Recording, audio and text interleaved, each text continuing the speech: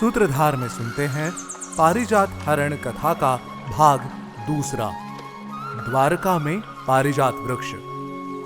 इस कहानी के पहले भाग में हमने जाना कि किस तरह नारद मुनि के द्वारका आने पर एक के बाद एक कई घटनाओं का क्रम बंधा, जिस कारण श्री कृष्ण ने सत्यभामा को अमरावती से पारिजात वृक्ष लाने और उसे सत्यभामा के बाग में लगाने का वचन दिया।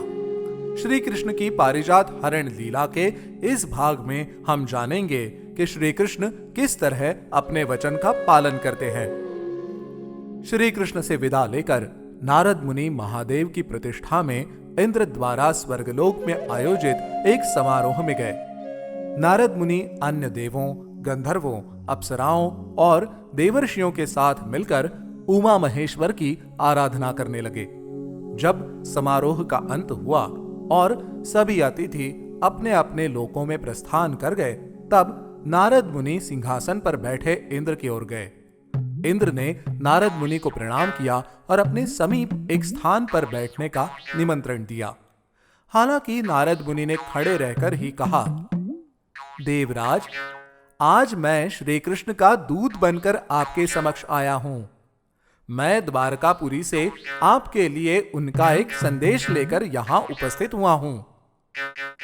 यह सुनकर देवराज इंद्र अत्यंत प्रसन्न हुए और बोले, ये तो बहुत ही उत्तम है। अब बिना किसी विलंब के मुझे वो संदेश बताओ। आज बहुत दिनों बाद उन्हें मेरी याद आई है।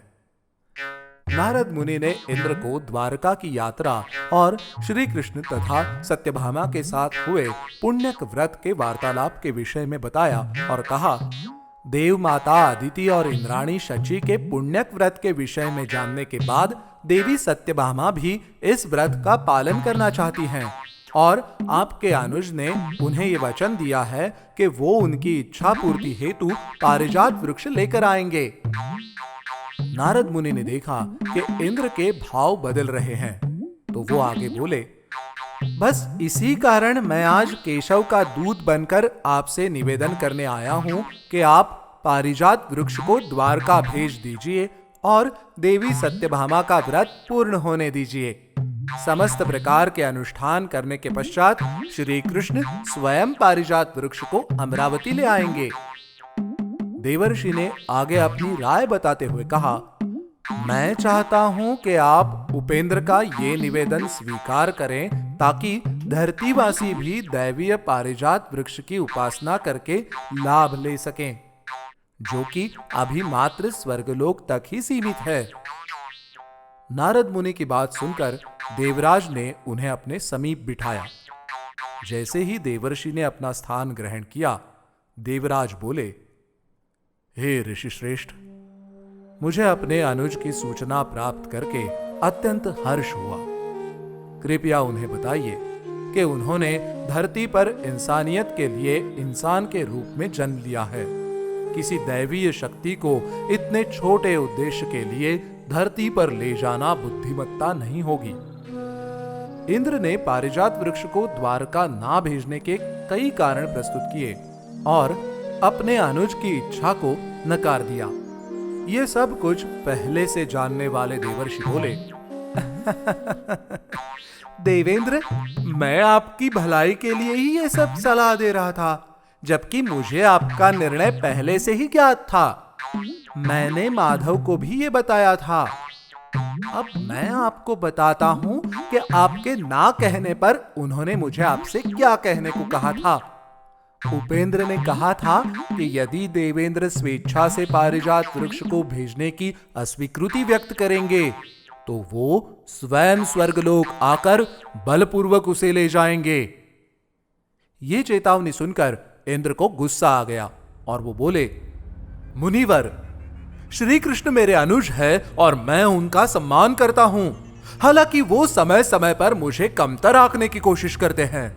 आप ही देखिए कि गोवर्धन पर्वत के दौरान उन्होंने क्या किया। यदि मेरे अनुज होने के बाद भी उन्होंने मुझे चुनौती दी है तो अग्रज होने के नाते मैं भी पीछे नहीं हटूंगा। अब वो पारिजात वृक्ष को मुझे परास्त करने के बाद ही मेरे बाग से ले जा सकते हैं। नारद मुनि ने ये युद्ध रोकने के लिए इंद्र को मनाने का पूरा प्रयास किया। हालांकि इंद्र ने उनकी सलाह नहीं मानी। अंततः नारद मुनि इंद्र के निर्णय से निराश हो गए और द्वारकापुरी लौटकर श्री कृष्ण को इंद्र का संदेश दिया। श्री कृष्ण नारद मुनि से बोले, मुनिवर, मैं सत्यभामा को वचन दे चुका हूं और मैं अपने वचन से पीछे नहीं हट सकता। इंद्र से कहना कि कल मैं बलपूर्वक पारिजात वृक्ष को द्वारका लेकर आऊंगा और वो मुझे रोक नहीं पाएंगे। जब नारद मुनि ने इंद्र को श्री कृष्ण का निर्णय बताया तो इंद्र तुरंत देवगुरु बृहस्पति के पास गए और उन्हें संपूर्ण वृत्तांत बताया। देवगुरु बृहस्पति ने इंद्र को उनसे सलाह लेने के पूर्व ये निर्णय लेने के लिए डांटा। उन्होंने सलाह दी कि इंद्र अपने पुत्र जयंत के साथ युद्ध के लिए तैयार हो जाए। इतने में वो इस समस्या की कोई उचित युक्ति ढूंढेंगे। फिर देवगुरु बृहस्पति क्षीरसागर के समीप कश्यप ऋषि के पास गए और उन्हें इस परिस्थिति के विषय में बताया। कश्यप ऋषि क्रोधित होकर बोले, ये युद्ध रोका नहीं जा सकता। ये सब महर्षि देव शर्मा के शाप के कारण हो रहा है। इस शाप से इंद्र को बचाने के लिए ही मैं आदिति के साथ प्रायश्चित कर रहा हूं। हम दोनों अपने पुत्रों को ये युद्ध करने से रोकने का प्रयास करेंगे। देवगुरु बृहस्पति ने कश्यप ऋषि को बताया कि उनके तप करने का समय आ चुका है। कश्यप ऋषि ने देवगुरु को आश्वासन दिया कि वो हर संभव प्रयास करेंगे और महादेव की उपासना प्रारंभ कर दी। कश्यप ऋषि की आराधना सुनकर महादेव ने कहा, प्रजापति, मैं जानता हूं कि आप मेरे पास क्यों आए हैं। आप चिंता मत कीजिए। जनार्दन पारिजात को अपने साथ ले जाएंगे, परंतु अंततः आपके दोनों पुत्रों के मध्य मधुर संबंध हो जाएंगे। इंद्र को देवशर्मा ऋषि के शाप के कारण पराजय का सामना करना होगा। मैं आपको और देवी अदिति को सलाह देता हूं कि आप इंद्रलोक की ओर प्रस्थान करें। महादेव से आश्वासन पाकर देव माता अदिति और कश्यप ऋषि इंद्रलोक की ओर चले गए। अगले दिन सूर्योदय के साथ ही श्री कृष्ण सात्विकी और प्रद्युम्न के साथ अपने रथ पर चढ़ गए और रैवतक पर्वत की ओर बढ़े। वहां पहुंचकर श्री कृष्ण ने अपने सारथी दारुक से प्रतीक्षा करने के लिए कहा और गरुड़ का आह्वान किया। गरुड़ पर आरूढ़ होने के बाद वो तीनों नंदनवन की ओर बढ़ने लगे। नंदनवन में ही दैवीय पारिजात वृक्ष की उपस्थिति थी। जैसे ही प्रद्युम्न और सात्यकी ने बड़ी आसानी से रक्षकों को पराजित किया, श्री कृष्ण बाग के अंदर आ गए। श्री कृष्ण ने पारिजात वृक्ष को उखाड़ा और गरुड़ पर रख दिया। इतने में सभी रक्षक भागकर इंद्र के पास गए और उन्हें श्री कृष्ण के आगमन की सूचना दी। इंद्र अपने पुत्र जयंत और मित्र प्रवर को साथ लेते हुए ऐरावत पर सवार होकर श्री कृष्ण का सामना करने के लिए चल पड़े। श्री कृष्ण ने इंद्र को देखकर कहा, देवराज, मैं आपकी भाभी की इच्छा पूर्ति हेतु ये दैवीय वृक्ष लेकर जा रहा हूं। इंद्र युद्ध के लिए तैयार थे, इसलिए बोले, केशव, मैं युद्ध के बिना ये वृक्ष कदापि नहीं ले जाने दूंगा। आप मुझसे छोटे हैं, अतः पहले मैं हमला नहीं करूंगा। अब आओ और मुझ पर अपनी कौमुदी की गदा से प्रहार करो, जिससे मैं उसका जवाब दे सकूं। इंद्र की बात सुनकर श्री कृष्ण ने ऐरावत पर बाणों की वर्षा कर दी। इसके उत्तर में इंद्र ने भी गरुड़ पर कई बाण छोड़ दिए। जब इंद्र और श्री कृष्ण आपस में बाणों से युद्ध कर रहे थे, उस दौरान प्रद्युम्न की जयंत से और महाबली सात्विकी की प्रवर से भिड़ंत हो रही थी। जब प्रवर ने गरुड़ पर सहस्रों की संख्या में बाण छोड़े तो सात्विकी ने कहा, हे ब्राह्मण योद्धा, हम यदुवंशी ब्राह्मणों की हत्या नहीं करते हैं। सात्विकी की बात सुनकर प्रवर ने उत्तर दिया, हे शनिपुत्र, मुझ पर हमला करने में मत झिझको। मैं जमदग्नि के पुत्र का शिष्य हूँ और तुम चाहकर भी मेरी हत्या नहीं कर सकते। हालांकि ये युद्ध ससम्मान जारी रहा और स्वाभिमान का ये युद्ध भयानक रूप लेता गया, क्योंकि कोई भी पीछे हटने के लिए तैयार नहीं था। दोनों पक्ष बिल्कुल एक समान थे, इसलिए सभी को एक दूसरे के दैवीय अस्त्रों की काट मालूम थी। इन दैवीय अस्त्रों के प्रभाव से स्वर्ग कंपित हो उठा। युद्ध में एक क्षण ऐसा भी आया जब गरुड़ ने ऐरावत पर धावा बोल दिया, जिससे ऐरावत पारियात्र नामक एक पर्वत पर पृथ्वी की ओर गिर गया।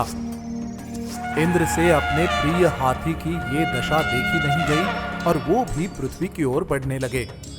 श्री कृष्ण गरुड़ पर बैठकर उनके पीछे गए। जब श्री कृष्ण ने देखा कि पर्वत गरुड़ का भार वहन नहीं कर पा रहे हैं, तो उन्होंने प्रद्युम्न से रैवतक पर्वत जाकर दारुक को रथ के साथ लाने के लिए कहा। ऐरावत के घायल हो जाने और सूर्य अस्त की स्थिति होने के कारण दोनों पक्षों ने रात्रि युद्ध विराम लेने और अगले दिन सूर्योदय पर उसे जारी रखने का निर्णय लिया। इंद्र ने पुष्कर के समीप खेमे को रोकने का निश्चय बनाया, जबकि श्री कृष्ण प्रद्युम्न और सात्यकी पारियात्र के निकट ही रुके। वहां श्री कृष्ण ने एक शिवलिंग स्थापित किया और पारिजात वृक्ष के पुष्पों से उसकी पूजा की। श्री कृष्ण की उपासना से प्रसन्न होकर महादेव वहां प्रकट हुए और उन्हें इंद्र के विरुद्ध जयी होने का वरदान दिया। महादेव ने श्री कृष्ण द्वारा स्थापित शिवलिंग को विल्वेश्वर नाम देकर उसे पवित्र किया। अगले दिन इंद्र और उपेंद्र दोनों युद्ध के लिए अपने रथों पर सवार हो गए। दोनों पक्षों ने एक दूसरे के घोड़ों पर हमला आरंभ कर दिया और फिर श्री कृष्ण ने ऐरावत पर हमला किया, जबकि इंद्र ने गरुड़ को अपना निशाना बनाया। पूरी पृथ्वी इस प्रकोप से कांपने लगी और ऐसा लगने लगा जैसे पृथ्वी का अंत निकट है। सभी ऋषि पृथ्वी की रक्षा के लिए प्रार्थना करने लगे। ठीक इसी समय ब्रह्मदेव ने कश्यप ऋषि और देवी अदिति से हस्तक्षेप करने के लिए कहा, ताकि उनके पुत्रों के मध्य ये युद्ध रोका जा सके। तब कश्यप ऋषि और देवी अदिति रथ पर सवार होकर इंद्र और उपेंद्र के रथों के मध्य आ गए। उन्हें देखकर इंद्र और श्री कृष्ण दोनों अपने अपने रथों से नीचे उतरे और अपने माता पिता को प्रणाम किया। देव माता अदिति ने दोनों के हाथ पकड़े और उनसे अपने अस्त्रों का त्याग करने के लिए कहा, जिससे ये अर्थहीन युद्ध समाप्त हो जाए। इंद्र और उपेंद्र दोनों ने अपनी माता की बात मानते हुए अपने अपने अस्त्र त्याग दिए और स्वर्ग की ओर प्रस्थान किया।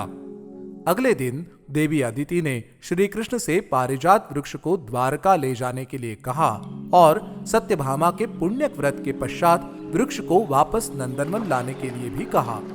शची ने श्री कृष्ण की सभी रानियों के लिए उपहार भेंट किए। इसके बाद श्री कृष्ण ने इंद्र और शची को धन्यवाद कहा और पारिजात वृक्ष लेकर द्वारका आ गए। श्री कृष्ण ने उस दैवीय वृक्ष को सत्यभामा के बाग में लगा दिया।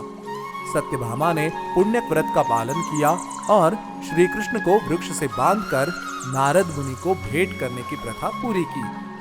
नारद मुनि ने प्रसन्नता पूर्वक ये उपहार स्वीकार किया और सत्यभामा से एक गाय और बछड़ा लेकर पहले दिए दोनों उपहारों को लौटा दिया। पारिजात का दैवीय वृक्ष 1 वर्ष तक सत्यभामा के बाग में रहा और फिर इंद्रलोक वापस चला गया।